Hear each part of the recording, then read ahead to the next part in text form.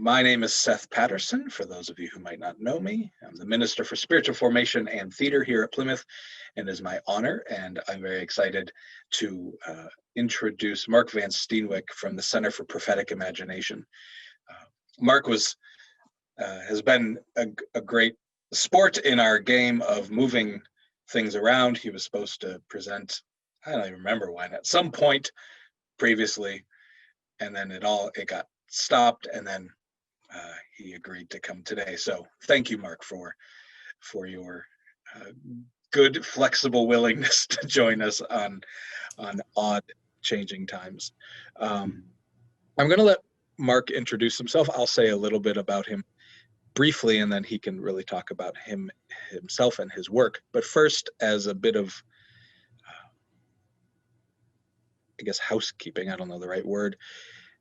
Again, if you have questions about how technologically, or questions about being able to view or not be able to view anything, please use the chat. And I'm going to type something in there so you can see what I mean.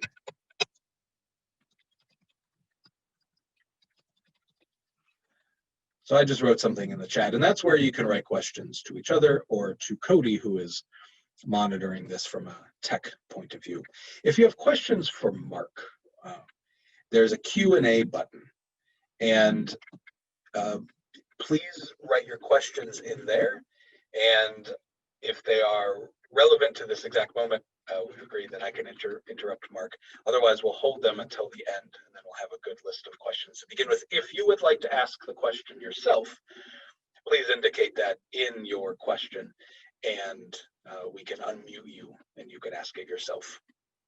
So I believe that is all of the sort of tech pieces and the participation pieces of this that we need to do.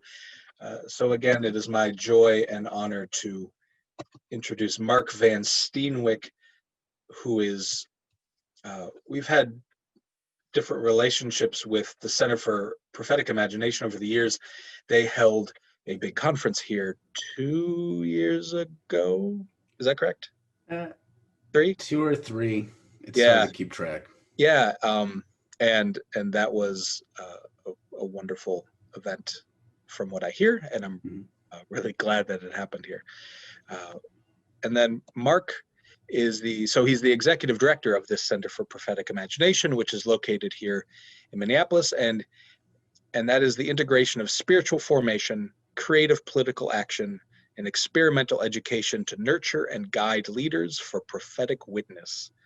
And he's the author of 3 books: A Wolf at the Gate, That Holy Anarchist, and Unkingdom. And with that, I turn it over to you, Mark. Tell us more about yourself, and then lead us in this conversation for today. Thank you. Just to give a little bit of context, I think you set up my work fairly well. And just that mission statement sometimes goes over people's heads. Basically, the Center for Prophetic Imagination grew out of this place of recognizing that for whatever reason, people in our society struggle with how to bring their spirituality and their politics together in a way that makes sense. And I get there's always problems when you mix the two, but for people who are really interested in following the Jesus-y stuff, finding how our actions are rooted in our spirituality can sometimes be a challenge, especially when thinking about the prophetic tradition that we're all in some way a part of. The tradition that Jesus was a part of and that he called his disciples into. To me, it wasn't just they have this sort of political perspective or this sort of radical thing, and then they also pray and they smash that together. Those two things came out of the same impulse of deep connection with God, with neighbor, with the land, and understanding that I think is important. So a lot of the work we do is helping connect the dots for how our spiritual practices can fuel our engagement in the world and how our engagement in the world can actually form our spiritual practices. So today I'm just going to talk a little bit about that. As it was mentioned, we're based out of Minneapolis here. I've lived in Minnesota since I was 4. My perspective on this stuff is interesting because I grew up by far the most conservative person in my family of 8. And now I'm the farthest left out of that same family of 8. So I've gone across the whole political spectrum. And so I've seen a lot. And that informs me, coming from a charismatic fundamentalist background to whatever it is that I am today. So today I want to just share a little bit about a spirituality of radical connection. What does it look like to have a spirituality that flows into action? And I think a lot of people assume that just kind of naturally happens, but I think we're conditioned by our society to disconnect our spirituality from our action. I'm going to share my screen here and I will go through this. And I'm trusting that if you have any big questions, you can let Seth know. And I'm okay with being interrupted if something is pressing enough, especially if it's a need for clarification. Okay.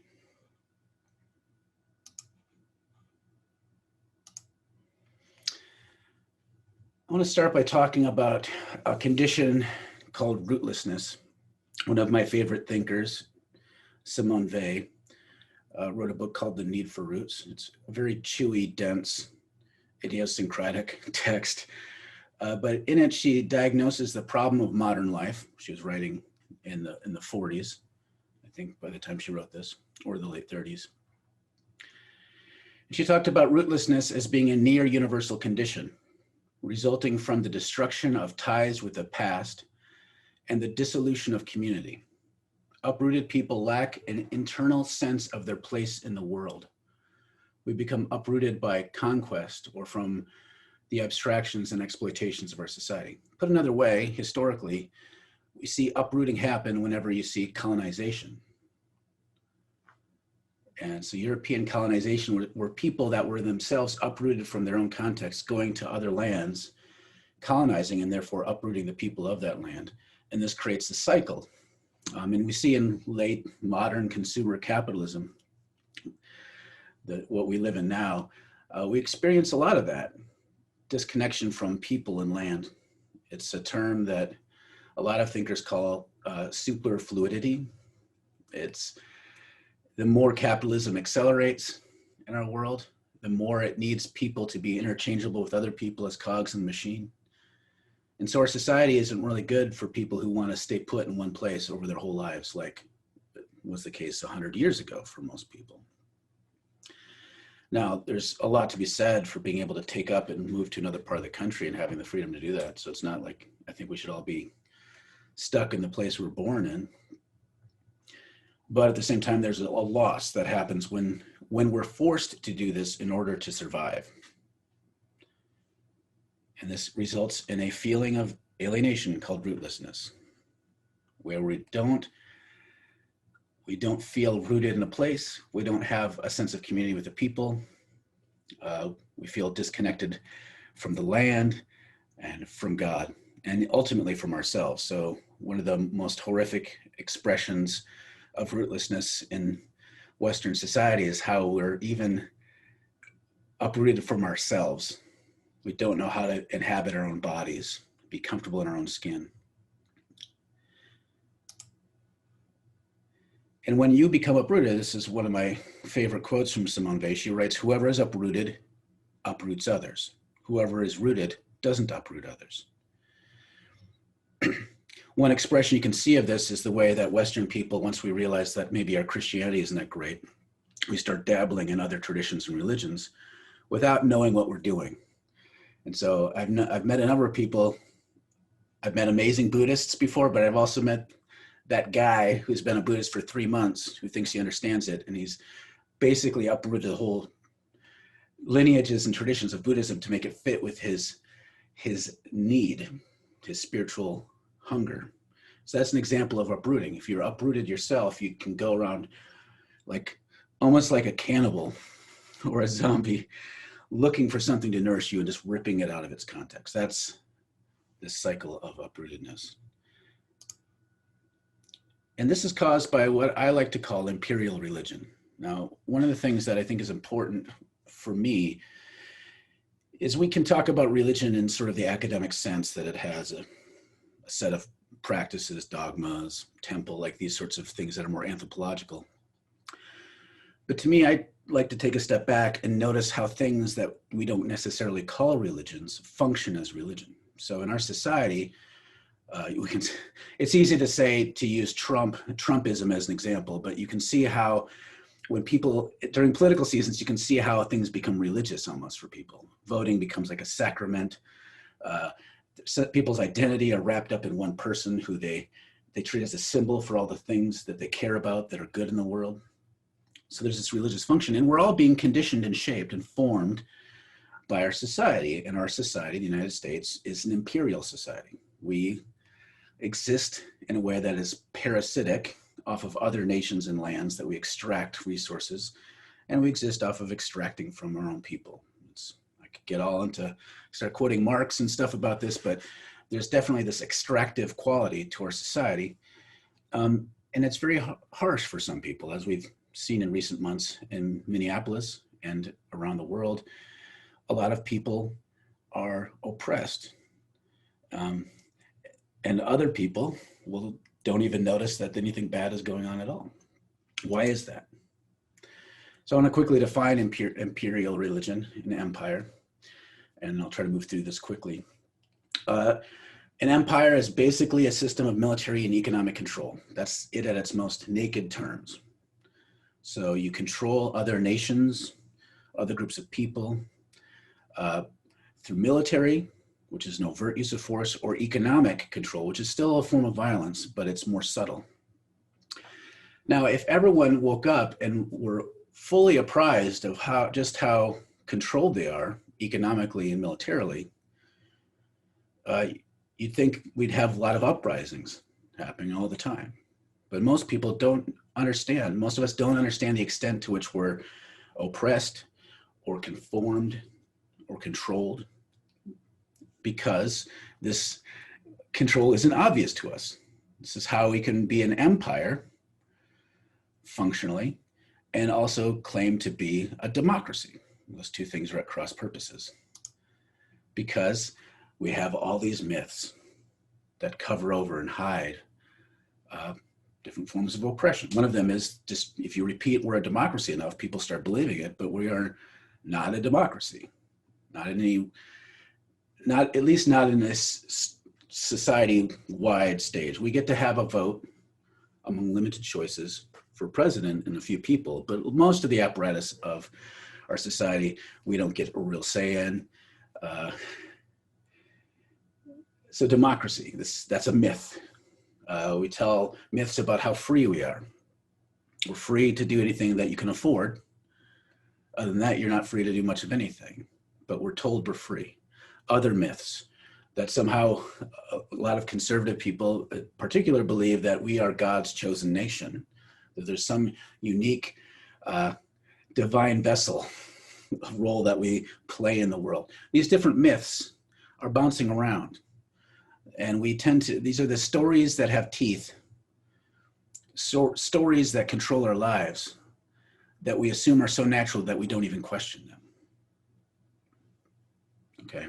And to me, once you start talking about myths, grand stories that shape our lives, you're talking about spirituality and religion, even if you don't call it that.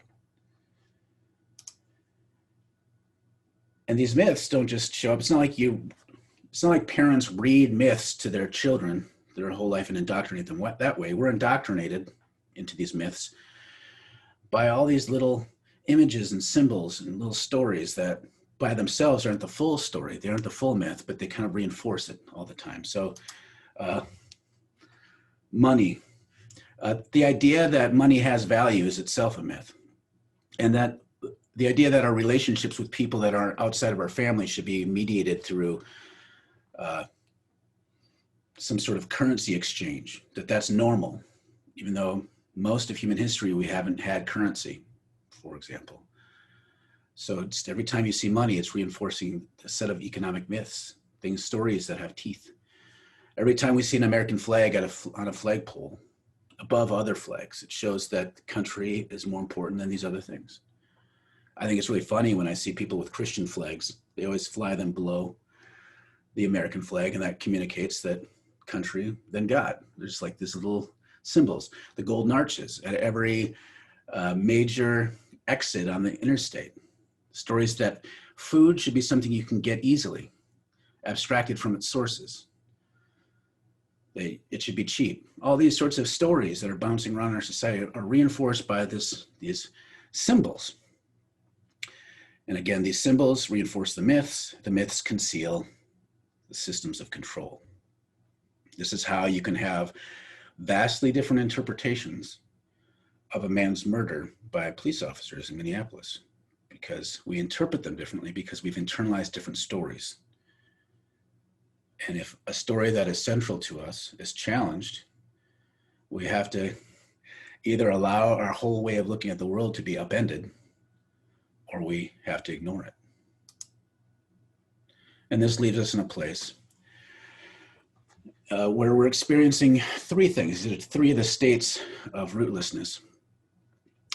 Apathy, that's where you are disconnected from the ability to feel suffering of yourself or others.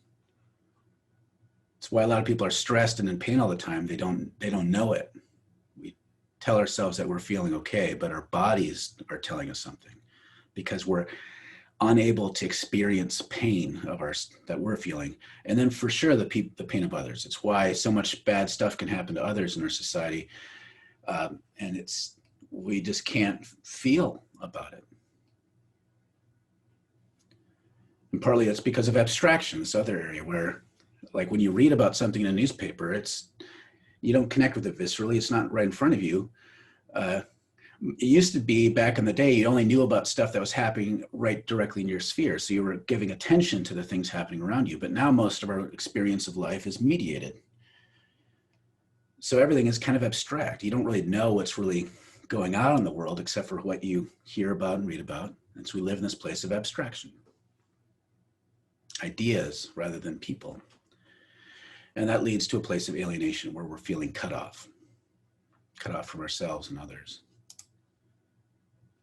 And so we're stuck with this feeling of like trying to figure out how to cope amidst all this. Most people, I think, in our society, no matter their political persuasion, know that there's something wrong. And this is why we tell different stories to explain what's wrong. So if rural Minnesota, where I came up, lots of stories about how immigrants coming into our country are making it bad for us. That's a story, a myth, to explain why things are so bad. We all have variations of that story. And so for one of the big stories we tell ourselves is that in order to cope, we need to turn to Jesus. Spirituality is about coping in the midst of this stuff. We have a very therapeutic view of religion in our society. And this creates a problem to me. And this is one of the big problems that we try to address at the Center for Prophetic Imagination. How can we engage in spirituality in a way that isn't disassociative? So dissociation happens when, like, I don't know if you've ever been in a long boarding meeting, and maybe some of you are checked out right now and are experiencing this right now, where you just can't be fully present. And so you're kind of not present to yourself in an experience. Spirituality often can be that way. I mean, for a lot of people, when they first try doing centering prayer or mindfulness practice, it's really hard to be present in it. And so we disassociate. I think a lot of modern spirituality is almost designed to disassociate. So if you think, reason that mindfulness practice is so incredibly popular in corporate situations is because it allows people to deal with the stress of work. So it's treated as a wellness practice, but it also helps them by, instead of attending to the cause of pain, of stress, and saying, maybe working 50 hours a week isn't good for me, we instead do practices to help us cope, which then disassociates us from the cause of our pain. That increases apathy and alienation because we're not dealing with it. So much spirituality in our country is about avoiding reality rather than leaning into reality. And this is a big problem, especially if we think that our spiritual tradition is supposed to, at some level, be prophetic, because you can't be prophetic you can't speak words of encouragement or even words of challenge if you're disconnected from the thing that you're trying to speak about.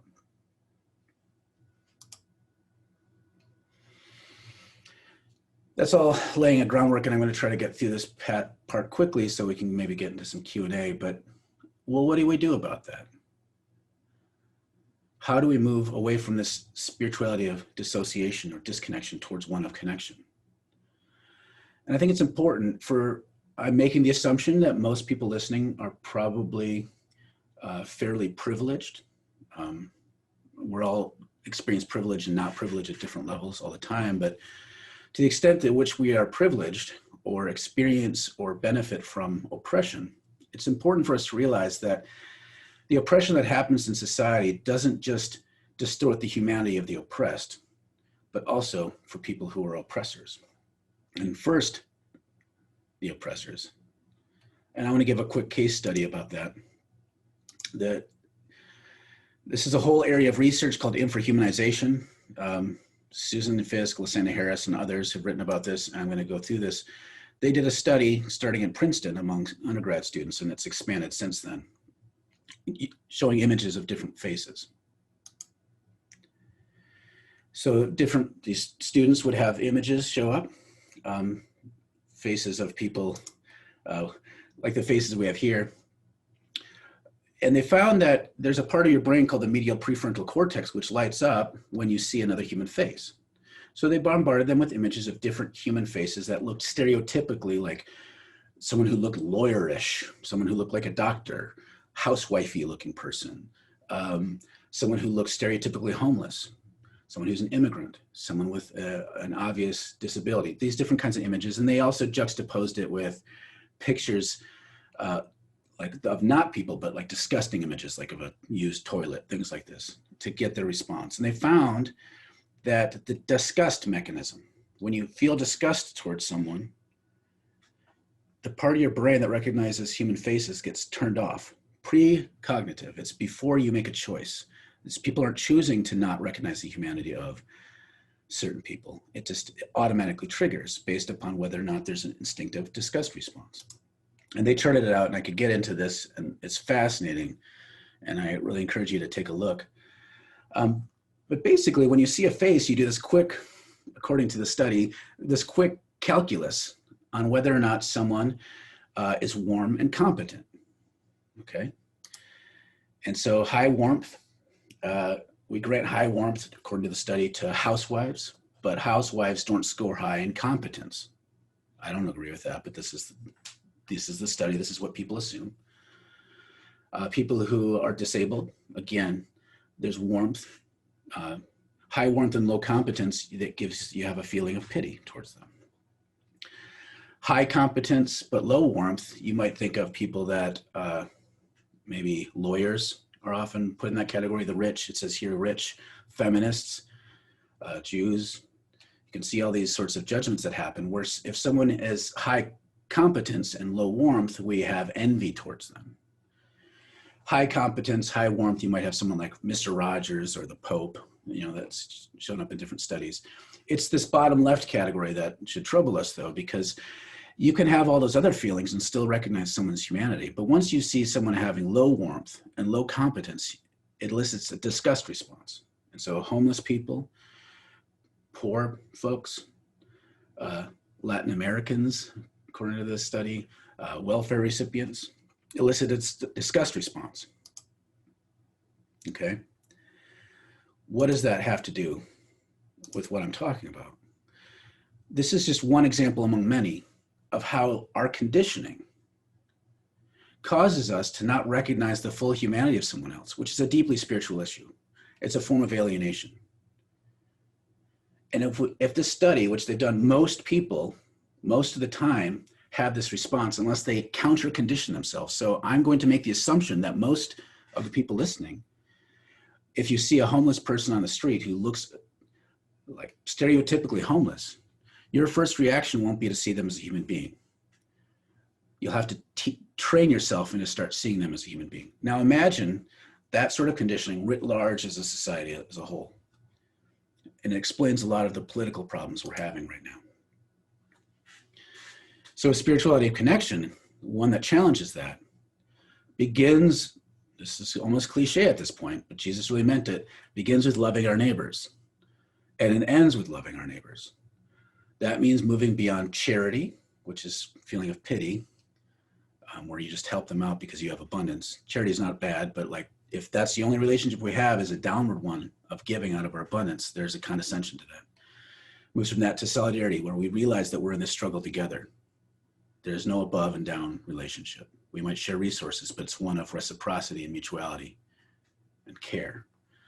And from mere performance, just doing the right thing because we feel bad and we need to do the right thing, to presence, really connecting with ourselves, with one another, with God, with the land, real presence. And so we begin to see the shift towards, instead of being apathetic, where we feel disconnected, where we lean in and give our attention to people, especially people who we might instinctively not recognize as fully human. Simone Weil wrote, "Attention is the rarest and purest form of generosity." And I think that's absolutely true. In spirituality, mindfulness is a great example of this. Mindfulness is a practice of giving attention. And so it's deeply problematic and painful and ironic even that so much of mindfulness practice is about soothing oneself so that one doesn't have to engage in reality. So attention, instead of abstraction,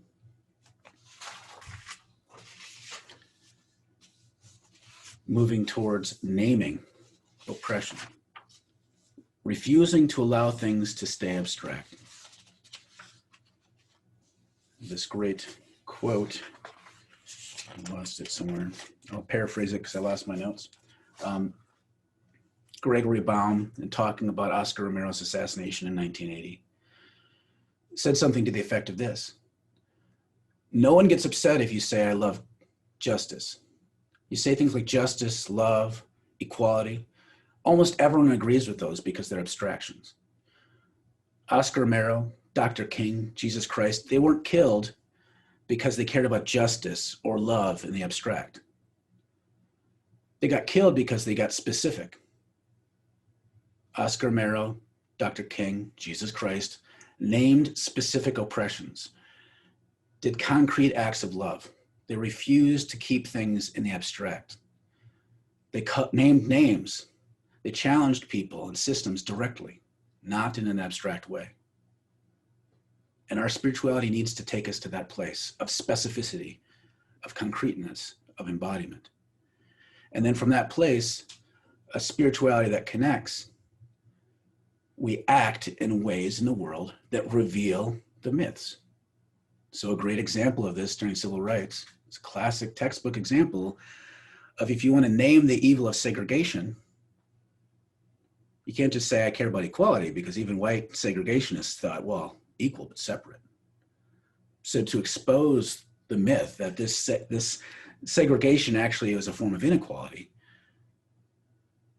mostly Black people would sit at lunch counters and engage in spaces as equals in places where they were not supposed to be, and they'd elicit a response that exposed the myth.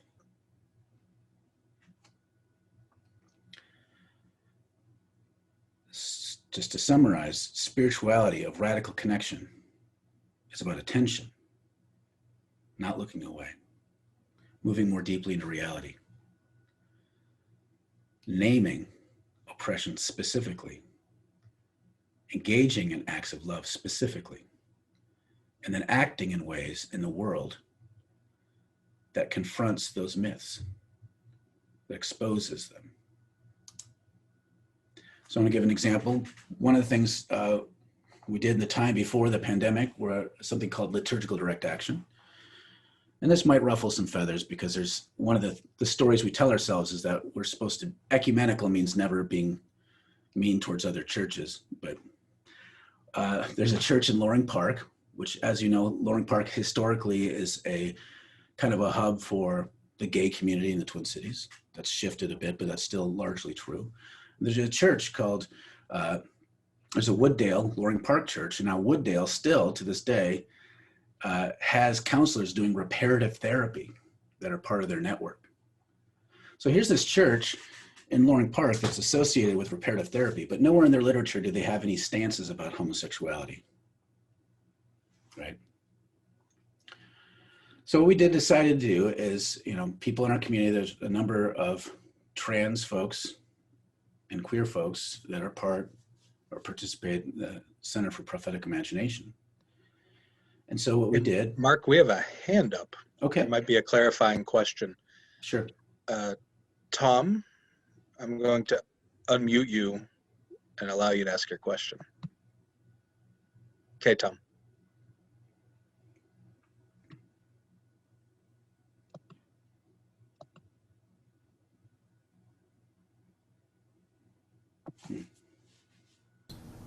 Now, can you hear me? Yes. Oh, good. Okay. Maintaining one's own energy, staying whole in this what is always a really difficult process, to be doing something new, something different, something hard, something where you're not sure of your own way. You're both trying to find your way and also instigate a change in the society. Yep.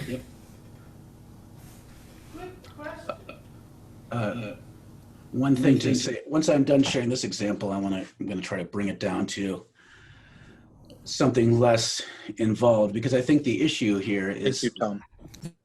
Yeah, I think part of the challenge, and tell me if I'm not getting at the core of what you're saying, but this is overwhelming. And the idea that we're all supposed to go out and do like bold action can be overwhelming. And that's not what I'm using this as an example, but there's one of my favorite thinkers, Paulo Freire, who was an educator,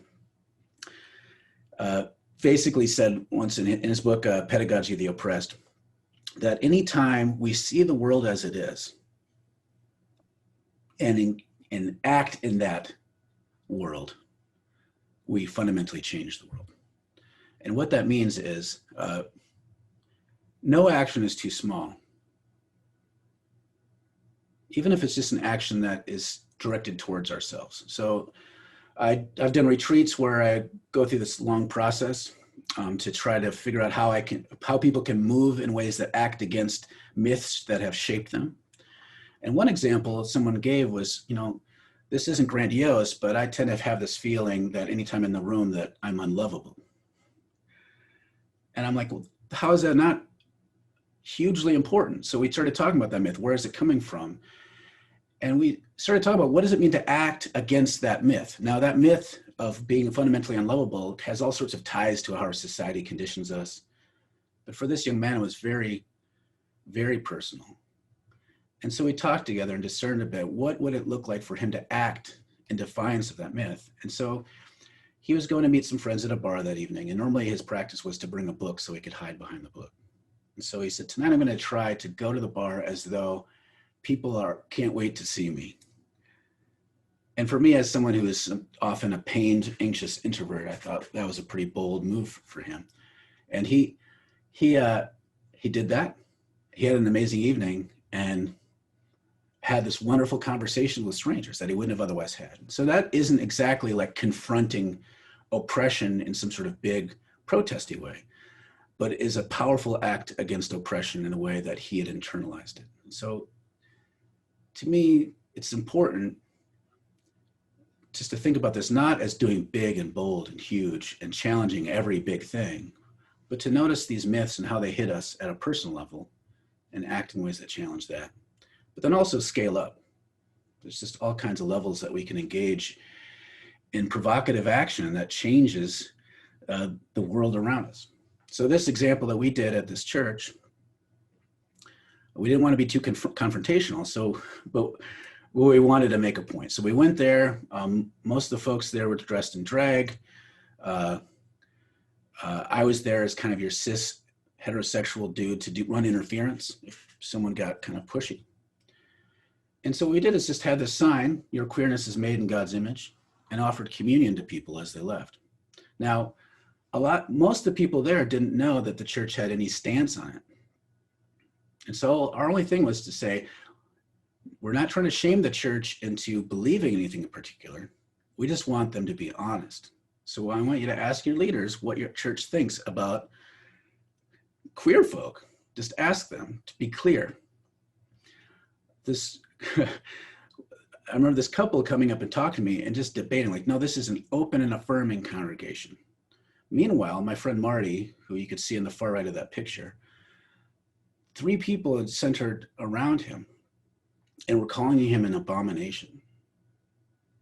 So instead of responding to these people, like trying to convince them, I just pointed over there, and these people saw how other people in their church were calling Marty an abomination, and they got really pale and queasy looking. And so we had a series of conversations trying to expose the narrative. I later met with their campus pastor, had a very intense conversation. They did not appreciate what we did. And maybe there would have been better ways to do this, but our whole goal was to be in solidarity with our trans friends and to expose a myth. And that myth is that this church is friendly towards queer folk. The church is not. They're just quiet about it. One example among many. Mark, I just want to give you a time heads up. We have about 15 minutes left. Yep. And this, it's going to end with this quote. This is Good time. pretty good timing. Yeah. Again, like I think Rabbi Heschel here might be overstating things for our comfort level, but I think there's a profound truth here that we need to reckon with. It comes from an essay he wrote called On Prayer.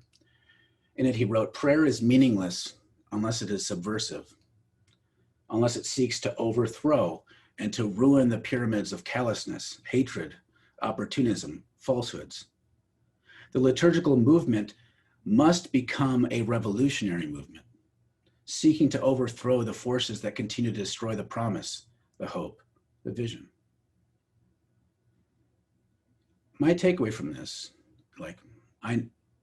there's nothing wrong with spirituality being a source of hope and comfort and even coping, but it can't just live there. To me, the spirituality I'm trying to nurture in myself is one that doesn't have to shy away from reality in order for me to feel comforted.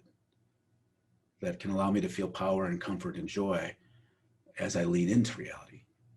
And I think this is the challenge for us, especially in days like this. 2020 has been a hell of a year. And it's the perfect time, even though we're stuck at home a lot, for an engaged spirituality that leans into reality. So thanks for letting me share. And I covered a lot of ideas, so hopefully there's some good questions out there. Thank you, Mark. I'm going to comment for briefly to allow people to type their questions or raise their hand.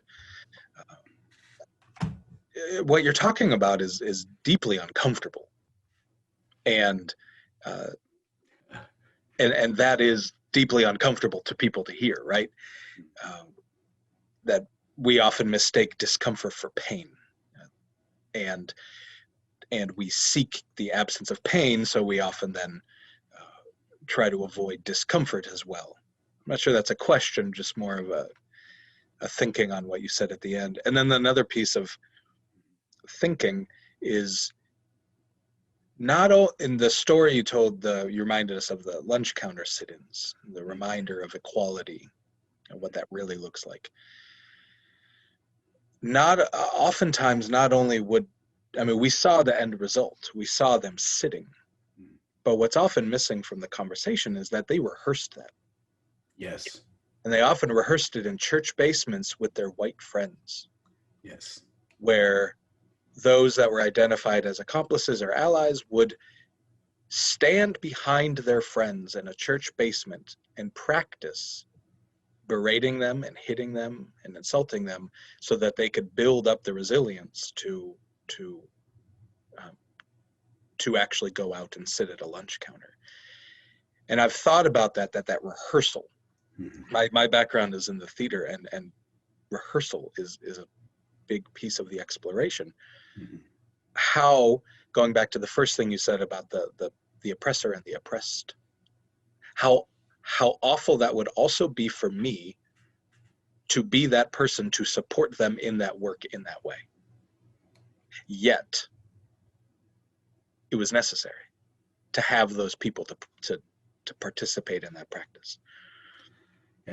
think about how deeply spiritual that is. Like, so if you're engaging, think about the myths that operate me as a good white guy, right? The stories I tell myself about how exceptional I am compared to other white people. Like, there's the stories that a lot of progressive and radical minded people have and then if I'm forced to engage in this act of overt racism, what kind of things must come up inside me? Right. Discomfort. And that's an opportunity to unveil myths that are existing within me. Yeah. And like, and that's, so those rehearsals, a lot of discernment that happen, like what's the most clear manifestation of segregation that we can engage? They didn't go after the biggest example of segregation. They went after a clear example that could unveil. So much discernment, rehearsal that went in before we ever see anything. And to me, that's, again, it's such a great example of what spiritual practice is. You have a question. You have two questions. I'll start with one. Okay. Myra says, thank you very much for your inspiring and intuitive talk. She is interested in hearing a bit more about your journey from strict conservatism to where you are today. So there you go. I'll give the short version of that because there's a lot more to it. But when 9/11 happened, I was preparing to be an Air Force chaplain. And 9/11 happened, and I was deeply conservative, but I was of this sort of old school conservative that still thought of war as like the grim necessity, not something to be glorified in. And so when I saw people I respected and loved be excited about war, especially war against Muslims, it upset me, and I didn't know why. So I went to the Gospel of Luke, which for some reason, even as conservative as I was, it was my favorite book of the Bible, and it still is. I read it one sitting, and I remember when I was done, I sat there for a while, and I thought, shit, I think I'm a pacifist. Surprise. And everything started spilling out. I noticed like what Jesus said about the wealth. I realized how much Jesus had become the symbol that I just, there's nothing about my Christianity that was about engaging what Jesus said and doing likewise, living into it. And so in that moment, I couldn't go back. Like, I had to keep moving forward, and it was a slippery slope all the way to the far left for me. But it was powerful. I felt like I met God reading the Bible in a way that in my evangelical years, I was told I was supposed to, but I hadn't. But in this moment of subversion, where I felt like somehow the Spirit of God ripped open my perspective, and I felt like I couldn't be the same way anymore. So I had this cataclysmic moment. And of course, there's all sorts of ways. Like, I still, at that moment, thought only men could be pastors. I thought it was not okay for people to be gay, but I didn't feel good about those positions. I felt like I had to. And it's just, once one thread got pulled, it kept unraveling the whole sweater for me. So that's the short version of that story. Someday I'd like to hear the longer version of that story. Tom, who is our friend that also asked the question out loud, he writes, it seems like you talk about a personal world and an outside world. How do these two parts interact, and can they actually support each other? That's a good question. Well, it's written in the chat if you would like to look at it. Well, I think there's no distinction. I mean, I think this sort of strict line between personal and public is, again, one of these myths. And so we're all being shaped. Like, I tell people all the time, I'm 99% deterministic. 99% of the time, I don't think we have free will. I think we're shaped by our contexts. But I tell people I believe the Holy Spirit exists in that 1% for us. And so being able to be attentive to what's going on outside of us and realize that it's shaping us all the time, like we're just not always aware of it. That's the beginning of realizing how much solidarity is a real thing. It's not just, solidarity isn't a performance. Solidarity comes, or not a mere performance, it comes from a place of deep connectivity. And so to me, that's where, like, I'm a big advocate of liberation theology, where this idea of like trying to do your inner work before you show up to where people are experiencing oppression is something I think a lot of people do, and I think it's a mistake because solidarity means relationship. So I've noticed a lot when talking about white supremacy, there's this instinct among white people to try to figure out how to do their work by themselves so they can figure out how to do everything right and then show up and try to be in relationship with people of color. And a good example of how we break that distinction between personal and public, or inner and outer world, is to realize that you can't really do that work by yourself, and you have to be willing to make an ass of yourself. Because you can't, how are you going to trust yourself to weed out what's inside of you if you're tricked by a bunch of myths? You have to allow people to speak in your life. So again, this is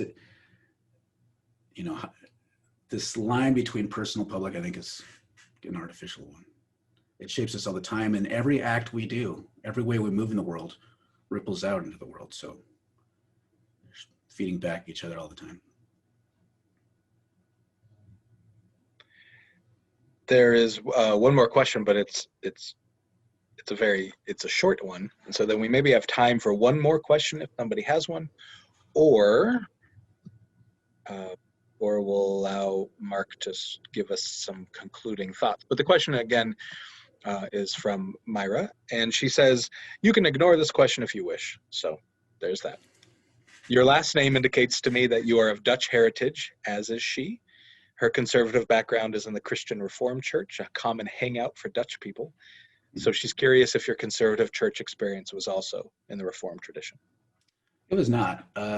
My grandpa stopped going to church as a boy, and so that's when my relationship with the Reformed Church broke.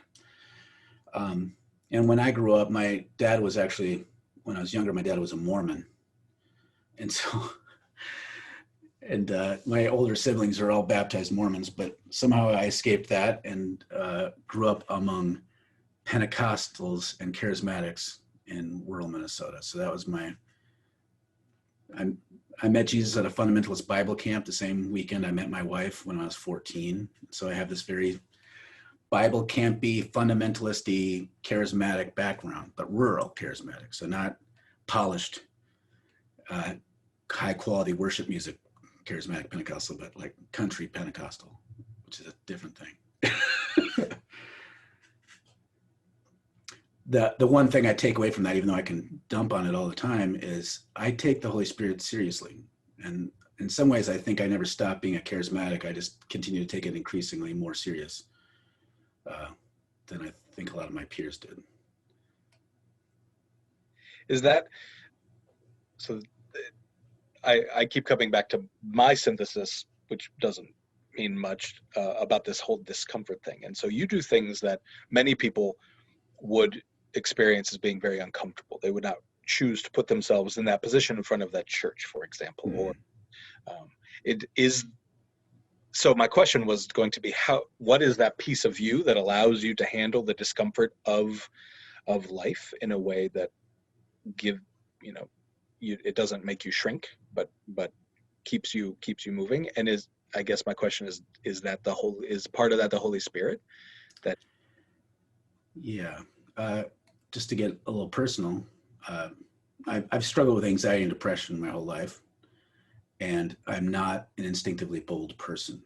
But my brain, once I see things or notice things, I can't unnotice them. And so the thing that allows me to try to move into that is, one, recognizing I feel uncomfortable all the time. So it might as well be uncomfortable in a useful way. Like I try to tell myself that, because I'm often in a lot of pain. And so to me, I can just lean into that because it's just more of the same. Like that's what I tell myself. The other thing is, I find other people and we agree to do things together. And then even though I kind of shrink back, I let them kind of pull me along. So I'll set a direction, I'll explain, I'll say, like, I can be really shy in places like this. And so let's figure out roles that we can each play. So I can engage people who come up to me, because it's hard for me to go up and be the person who starts talking to others. So that's what I do. I allow myself the permission to not be the spearhead, find someone else who's good at that. And then I'm there if people come talk to me, I will run interference and take less of a central role. So that's how I show up for things. You found your place within it. We have Yeah. one last question or comment from Rebecca, and then we're going to end this. Okay. Okay. Mark, thank you for your words and your thoughts. I find it moving and inspiring. I may be wrong about this, but it seems to me you have the Center for Prophetic Imagination as a connection to United Theological Seminary. And if it does, can you talk about that a little bit? But correct me if I'm wrong. I have some personal connections with them, but we don't have any formal connection. Part of it is because they have a kind of a wing or a affiliated group called, no, it's not Kairos. Kaleo. Yeah. Yes. And so, so they have kind of their way of getting at some of the same stuff. But we were starting to talk about working together on some spiritual formation stuff, and then the pandemic hit. So that's a possibility. I started talking to Kyle Roberts, who I've been friends with for a long time, who's the dean over there. So yeah, so maybe in the future. Thank you, Mark. Thank you, everybody, for attending. This has been really illuminating for me, and I hope it was for others. If you would like, we have our pre-recorded service. You can watch it on Facebook Live in 8 minutes. And then I hope that those of you who are members, that at 11:30 you attend our congregational meeting to call Dwayne Davis to be our new lead minister, which is very exciting. Congratulations. Yeah, we are a lucky group of people. And so let us act on that today at 11:30. Thank you all. Our forum next week is brought to us by the Climate and Environmental Justice Group, and it's called The Hidden Benefits of Landscaping with Native Plants, with Master Naturalist and Master Water Steward and current president of the Wild Ones Prairie Edge Chapter, Marilyn Torkelson. So please come back and share that with others. And if you have any trouble finding it or connecting other people to it, please contact me or the church office. Have a wonderful day, everybody. See you next week. Thank you, Mark. Thank you.